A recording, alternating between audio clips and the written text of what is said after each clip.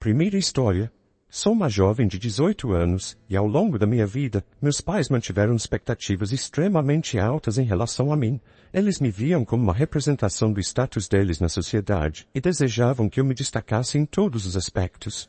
Desde os meus primeiros anos, senti o peso das exigências deles, que me empurravam para alcançar notas máximas, ganhar prêmios, participar de clubes, praticar esportes e me engajar em várias atividades de voluntariado. Minha vida parecia ser meticulosamente planejada desde o momento em que entrei no jardim de infância. Eles insistiram que eu seguisse um curso que eu detestava em uma universidade prestigiosa de sua escolha. A motivação deles não era voltada para meu sucesso futuro ou estabilidade financeira, em vez disso, era tudo sobre me exibir como a realização deles. Durante meus 18 anos sob o teto deles, eles não demonstraram interesse nas minhas paixões, hobbies ou sonhos. Nunca se deram ao trabalho de perguntar sobre minhas opiniões, sentimentos ou pensamentos. Conceitos como liberdade, privacidade e respeito eram apenas sonhos distantes na minha vida. Em resumo, meus pais exerceram controle total sobre cada faceta da minha existência. Impuseram padrões acadêmicos rígidos, me deixando sem qualquer semblante de vida social. Fui forçada a dedicar inúmeras horas ao estudo, mesmo nos finais de semana e feriados. Tutores e treinadores monitoravam constantemente meu progresso e desenvolvimento de habilidades. Qualquer erro ou falha resultava em punições severas, incluindo envergonhamento público diante de parentes e dos poucos amigos que eu tinha. Ao me formar no ensino médio, meus pais me forçaram a me inscrever no curso e na universidade que haviam pré-estabelecido, apresentaram isso como minha única opção, negando-me qualquer voz na questão. Enfatizaram que seguir o plano deles e deixá-los orgulhosos era meu dever e obrigação, ameaçando severas consequências se eu não conseguisse ser admitida facilmente. Declararam abertamente que a admissão na universidade tinha mais importância para eles do que meu bem. Meu valor e gratidão eram medidos exclusivamente pela minha capacidade de garantir a admissão lá. Infelizmente, o curso escolhido por eles não se alinhava com minha paixão pelas artes, algo que eles desconheciam completamente. Quando descobriram isso, sua raiva e decepção foram palpáveis. Acusaram-me de desperdiçar seu tempo, dinheiro e esforços, e alegaram que eu havia destruído sua reputação, esperanças e sonhos. Tratavam-me como se eu fosse uma criminosa, com meu pai me rotulando como um fracasso e uma desonra.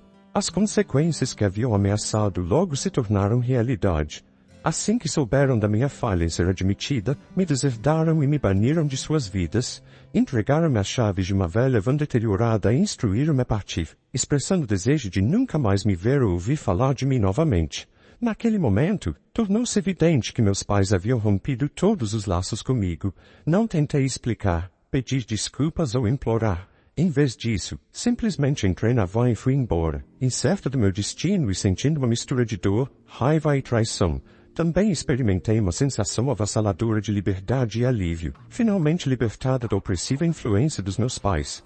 Vaguei pelas ruas em busca de um lugar para descansar e dormir, eventualmente encontrando o acampamento onde conheci um grupo de pessoas vivendo em vans e trailers. Eles me deram uma calorosa e amigável recepção, convidando-me a participar de uma fogueira e churrasco. À medida que compartilhávamos nossas histórias, confessei a eles a verdade nua e crua sobre a minha situação. Em troca, ofereceram empatia e compartilharam suas próprias experiências de deixar para trás lares, empregos ou relacionamentos por várias razões. Cada um tinha uma história única para contar, alguns fugindo de algo, outros perseguindo sonhos e alguns simplesmente buscando novos horizontes. No entanto, todos compartilhavam um tema comum, estavam vivendo a vida em seus próprios termos. A aceitação deles e o senso de valor proporcionaram-me um novo sentimento de pertencimento. Durante o mês seguinte, nos unimos, aproveitando aventuras e explorando a área local. Fizemos trilhas, pescamos, nadamos e nos entregamos a jogos, tudo enquanto participávamos de conversas animadas, risadas, canções e danças. Deliciamo-nos com comida, bebidas, relaxamento e apoio mútuo. Também juntamos nossos recursos para enfrentar desafios práticos, como reparos em veículos, busca de recursos, planejamento e garantia de nossa segurança. Além disso, essa nova comunidade me ajudou a reconhecer a toxicidade do comportamento dos meus pais e me encorajou a seguir meus interesses e paixões. Eles apoiaram de coração minha busca por meu próprio caminho e objetivos, inspirando-me com suas histórias de superação de adversidades para alcançar o sucesso. O mês passado com eles foi verdadeiramente transformador. No entanto, durante esse período, meus pais não fizeram nenhum esforço para entrar em contato comigo. O único contato que eu tinha era com minha avó, mas meus pais me alertaram para não revelar a situação de desabrigada a ela, o que me levou a inventar histórias sobre meu bem-estar. Minha avó sempre teve um lugar especial no meu coração, sendo o único membro da família que me tratava com gentileza e respeito. Ela me mostrava afeto, me elogiava e se posicionava contra os métodos severos e irracionais dos meus pais na minha criação. Defendia-me corajosamente das críticas cruéis e punições injustas dos meus pais, oferecendo consolo durante os momentos de aflição. Apesar de viver separada de nós, ela ajudava financeiramente meus pais quando enfrentavam dificuldades financeiras, enviando-me dinheiro e suprimentos com frequência. Ela me ligava pelo menos uma vez por semana e sua casa espaçosa sempre tinha um quarto reservado para mim. Ela me incentivava a me mudar para a casa dela em várias ocasiões e estava bem ciente das minhas paixões, oferecendo encorajamento e elogios constantes pelo que eu era. Nunca perdia uma oportunidade de elevar minha confiança, reconhecendo minha inteligência, talentos e beleza. Ela reconhecia meu potencial e estava disposta a me ajudar a aproveitar as oportunidades. Seu amor por mim era incondicional, em contraste marcante com meus pais, que frequentemente enganavam sobre minha saúde e desviavam seu dinheiro. Eles esperavam ansiosamente pela herança dela, planejando a aposentadoria em torno da crença de que receberia uma quantia substancial de dinheiro e propriedade dela. Antes de me expulsarem de suas vidas, meu pai havia dado um aviso severo, insistindo que eu não deveria revelar nada à minha avó, sabendo muito bem que ela me apoiaria. Eu optei por esconder a verdade de minha avó porque não queria sobrecarregá-la com conhecimento de que meus pais me deserdaram. Não revelei que eles me forçaram a sair de casa, me deram uma velha van e cortaram todo contato comigo. Mantive essa decepção não apenas por causa das ameaças de meu pai, mas também porque queria protegê-la da preocupação, sabendo que ela era idosa e frágil.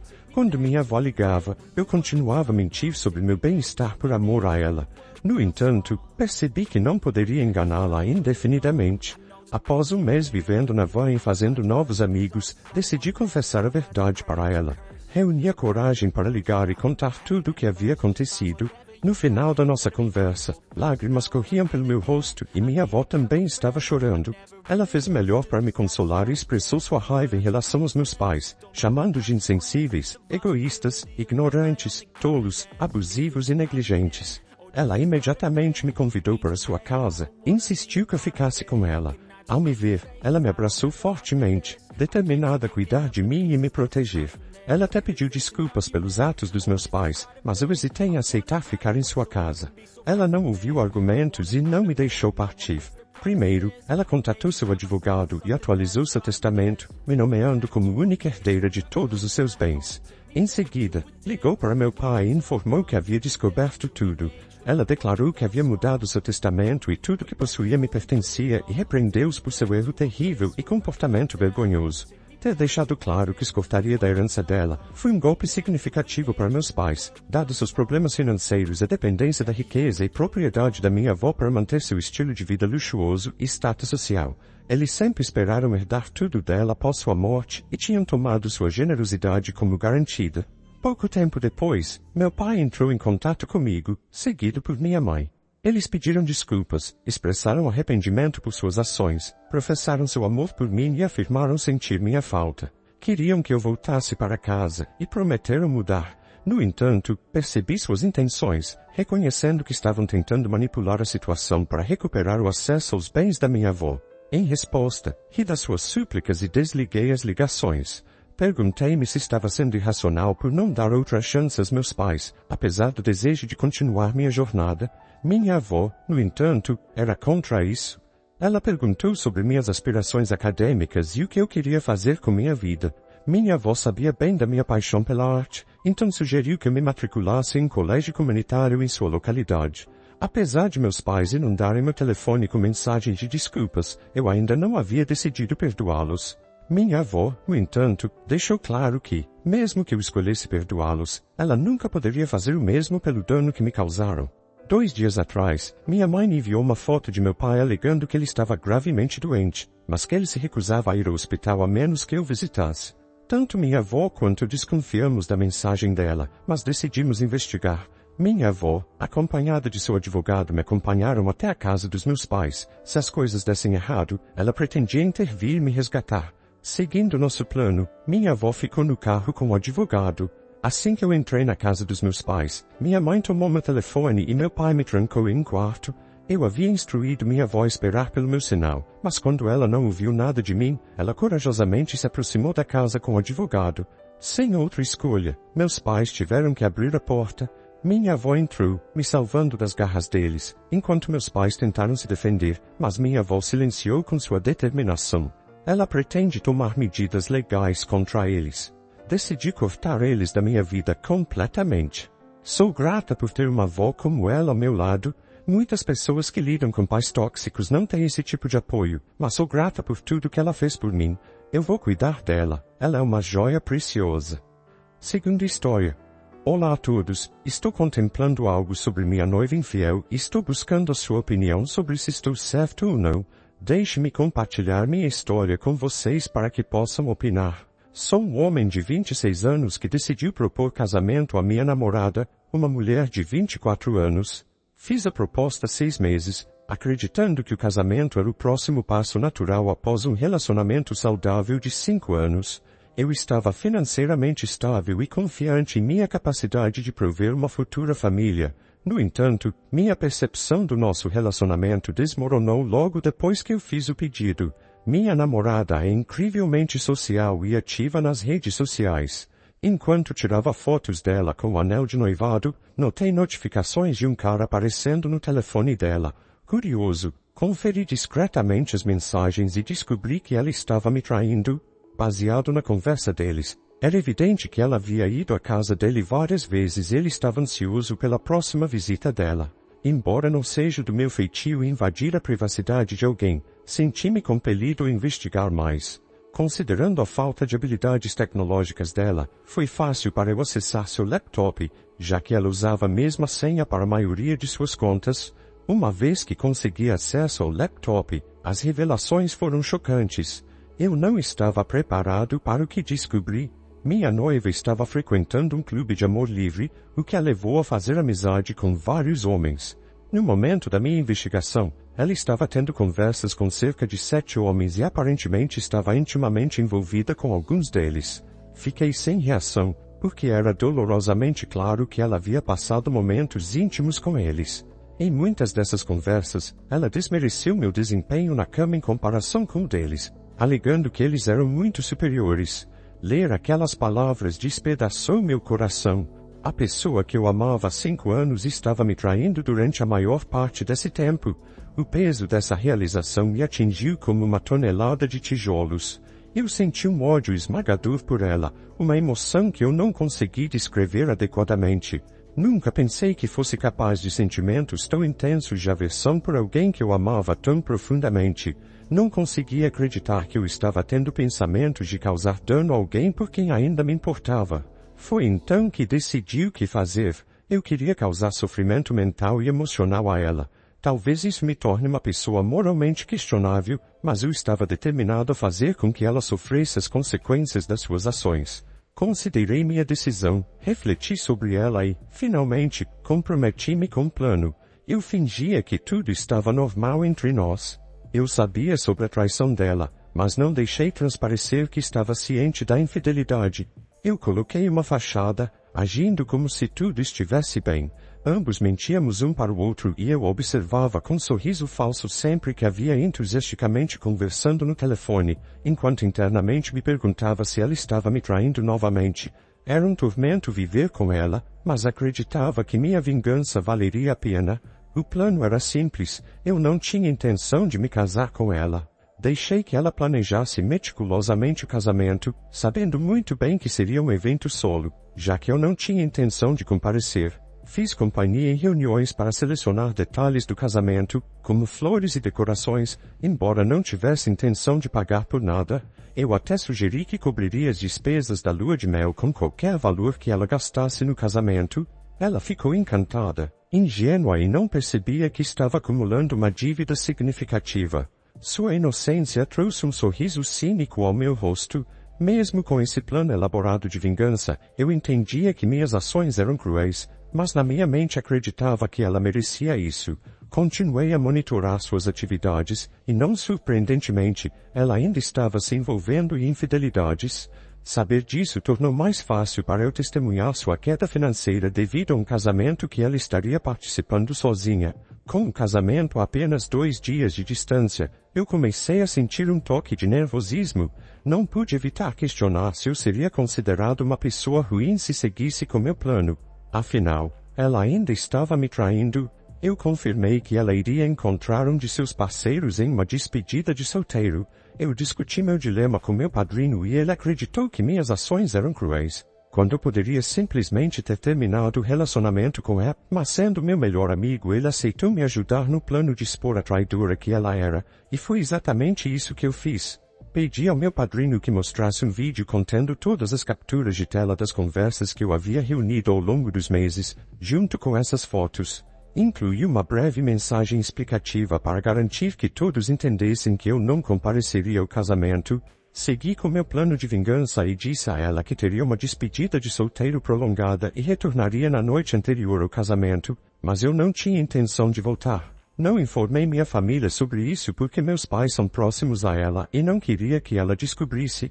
Apenas meu padrinho estava ciente da minha decisão de não comparecer ao casamento. À medida que o horário do casamento se aproximava, meu telefone foi inundado com ligações de meus pais e da minha noiva infiel. Ela continuou ligando repetidamente até que as chamadas pararam de repente, presumivelmente quando o vídeo foi exibido na frente de todos os convidados.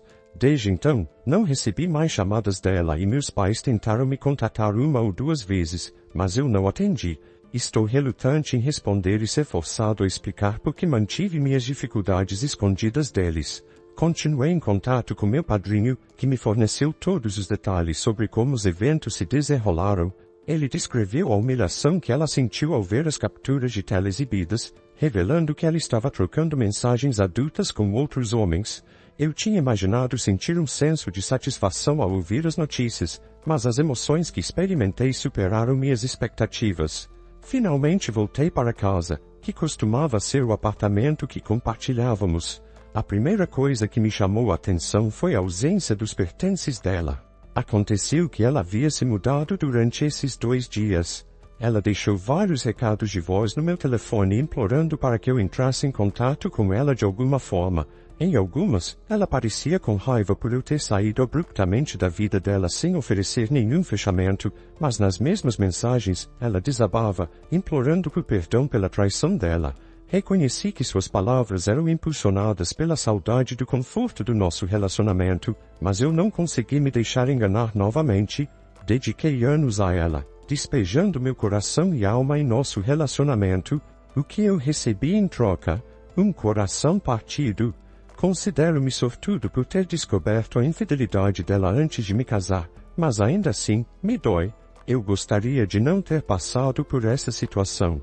Nas semanas seguintes vários eventos aconteceram. Minha ex queria que eu cobrisse todas as despesas que ela havia adquirido para o casamento, já que não havia recebido nenhum reembolso e estava insatisfeita com isso.